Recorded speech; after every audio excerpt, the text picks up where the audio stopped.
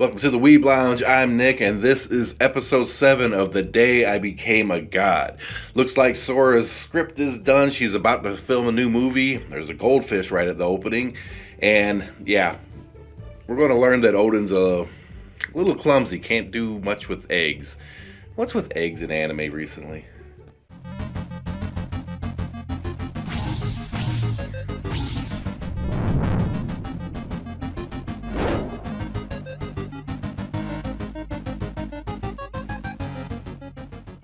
Alright, we all know that Yota's sister Sora is a big film buff. She is apparently the only member of her school's film club, and I guess she's just trying to keep the hope alive or something there. I don't know, but she was writing a script. She finally got done. Time to read it. And of course, Yota, being the kind of cis-con brother guy, he, thumbs up on this script. It's freaking great. Apparently, it is a fantasy adventure kind of thing, and Yota is going to end up being cast as the main hero, and Odin is cast as the main heroine. And yeah, this is a couple funny moments there and everything. Okay, well, in order to make this movie, they need to get everyone together, right? They need to get all the friends, everybody, so they start making the phone calls, they start making the rounds, and just like the previous episode, they get everybody to show up. Even Tengen, Miss Tengen or whatever, how? She has a thing for, we know she has a thing for Yoda because of the whole stupid game thing. That episode was weird. But this episode's going to seem like filler, but I think I'm starting to see a few gaps get filled in here. I'll explain in a moment.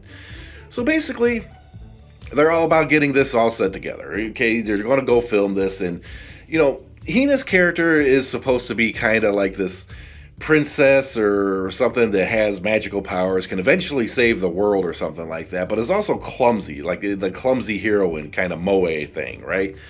That's kind of what they're going for. And Yota, of course, is playing the straight man the whole time, okay? He's trying to be like a serious kind of character, and he constantly breaks character in order to correct what Hina's doing. But, of course, what Hina's doing, Sora, acting as the director, of course, it's her script, it's her storyboard, approves of all this, apparently. Okay, there's one scene where Hina is, like, trying to make eggs or something like just crack an egg and put it in a bowl, crack an egg, put it in a bowl. Yeah, she gets them everywhere pretty much except for the freaking bowl. Eggs go flying by the sound guy, eggs go flying by the lighting guy. They're on the table. They somehow she got one to bounce and then it broke on the table. Yeah, she got like parts of some in a bowl along with all the shells and everything, and she's like, yeah, we'll just do scrambled eggs behind calcium, why not? No, I'm not down with that. I've eaten scrambled eggs that had a shell in it. That's not a fun experience. A lot of people have done that. It sucks. It's crunchy. Yeah, don't want that. And another part of it is I guess Hina's character, whose name is Anne in this script or whatever, right, is supposed to like not be able to sing well at all. So she kind of plays that up, and it just like makes everybody go deaf. It's bad. I figure Hina was not going to have like the voice of a god as she claimed and everything. She don't. Nope. Not at all. So you got all this. You got horrible singing. You got bad eggs everywhere. You got weird direction and everything. And they're on location trying to shoot this movie, just different areas and everything, trying to make the scenery fit like a fantasy setting. And, even Yoda's dad gets pulled in it to be like the king majestic guy or something in a temple somewhere. And, on a whim, essentially, Hina's like, we kind of need some CGI. We kind of need some graphics in here and blah, blah, blah. And, where they were filming this little scene, but with Izanami-san acting, I don't know what her role was. She was kneeled before the king, who was being played by Yoda's dad. And I don't know what her role is, but they were doing this someplace or whatever. And they needed to move them someplace, right? So he just kind of messed around with the software. So, the idea, they want him in a castle or a temple or something like that. Something of a fantasy setting. And she puts them in the middle of Shibuya. The famous crosswalk, the real lots of people around. It's like, why the heck would somebody be kneeling down talking to a king in the middle of Shibuya? Yeah, that ain't going to happen. She cuts a whole bunch of different scenes. Like, one was at a petting zoo or something. Another one was like at an aquarium, or I don't know. It was all over the place except for the temple that they needed. It needed to be in a temple. She finally fixes that. And, I like the animation style when they were doing this, because, just like, you look at my hand, right, with the green screen effect, how you have a little bit of a blur around my hand, right? That's that green screen effect. And, yeah, it's, they did the same thing with the animation, okay? Like, the dad, you could see, like, a little outline around him showing that green screen type of effect. I thought that was actually kind of neat. It's like a little nuance put into an anime, into a scene that was absolutely not needed, but for people who could kind of see that and spot it, it's a fine little detail that I really appreciate. And when animes go to that length for that little bit of detail, that's awesome. Come on, that's awesome. So they're doing the movie and everything, and that's pretty much what that part of the episode is. What our main cast is doing. But now we got, Mr. Takoyaki. I can't remember the hacker's actual name. This is kind of his nickname because he likes takoyaki, I guess.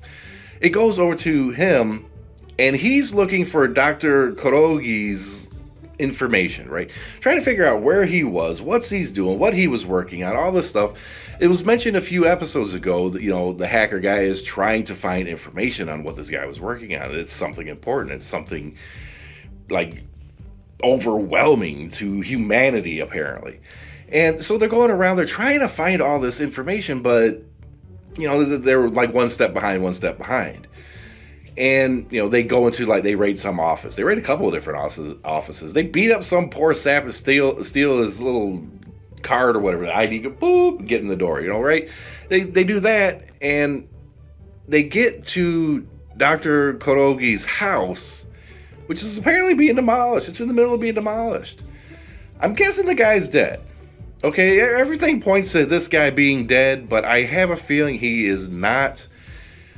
Something ain't right. So, hacker guy goes about the house, pretends to be like the grandson or something, trying to figure out where all the belongings and everything went, and some trucking company or whatever hauled it off, right?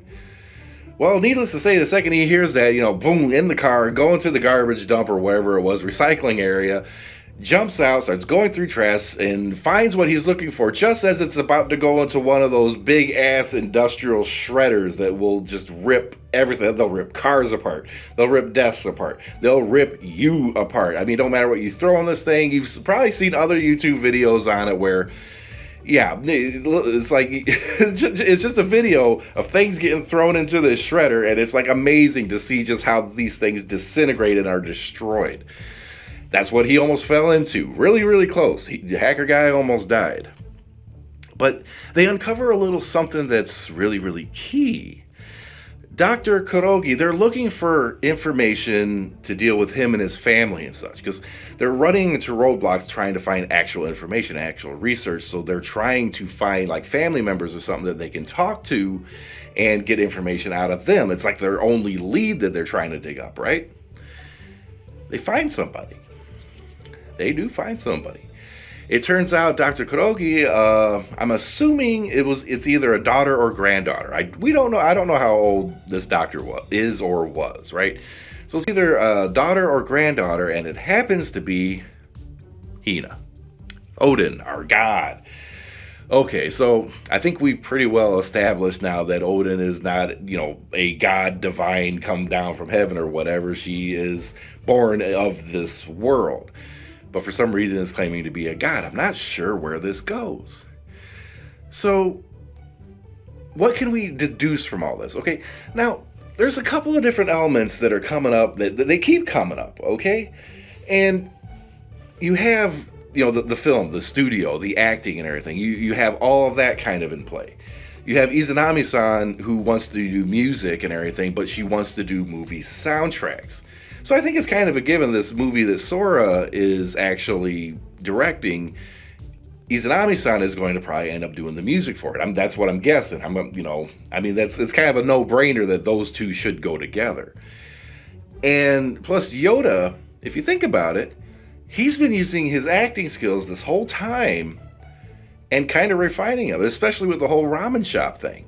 You know, he was pretending to be like a business mogul who specializes in restaurants and stuff, and, you know, trying to pass his acting on. And of course, he's cast as, you know, the hero. Well, Hina's supposed to be the main hero. So the guy actor, the actor, lead actor, whatever. Terminologies that I haven't got to yet. So it's almost as if everything's kind of being built up to go towards some kind of odd scripted movie ending. Now, you know, Hina keeps saying, you know, only so many days till the world ends. Well, this movie that Sora is writing, the end of it, you know, it's a world-ending catastrophe at the end of this movie. Okay, they didn't get to that part yet. They didn't film that. Not yet. They got more days of filming to go. It's, you know, not going to take just one day that they already done. So I wonder if that's where it's simply going. So something more. You know, I'm expecting something to be. I'm expecting, because of the guy who did this series, right? Because he did Angel Beats, he did Charlotte.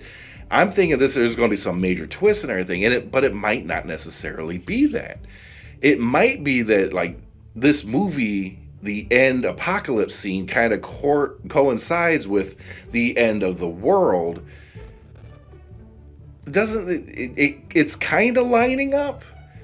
But maybe it's like while the movie is being filmed, they're on the end of the world scene, and that scene becomes reality, or something weird like that. It can't be straightforward where, like, well, the end of the world just happened to be this scene in the movie that we're going to be filming, because that would be kind of... It'd be a letdown. It'd honestly be a letdown if they go that route.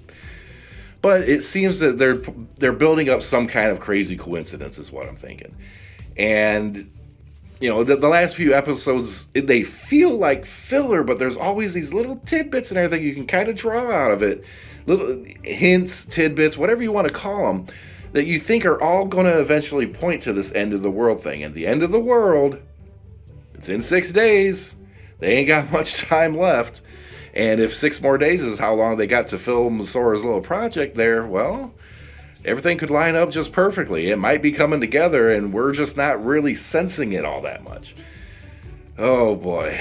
So, yeah, before the world ends, like, subscribe, hit that notification button. Every sub that we get, we really appreciate. Growing channels got to grow. We're getting there. We got to hit that 1,000 subs first off, and it's been a slow grind, but I appreciate every single one of them, the hands down.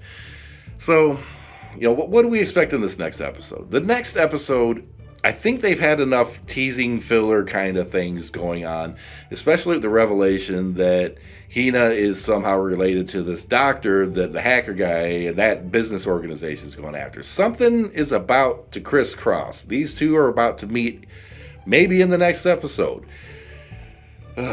Only time will tell, and we'll see you in the next video when it is.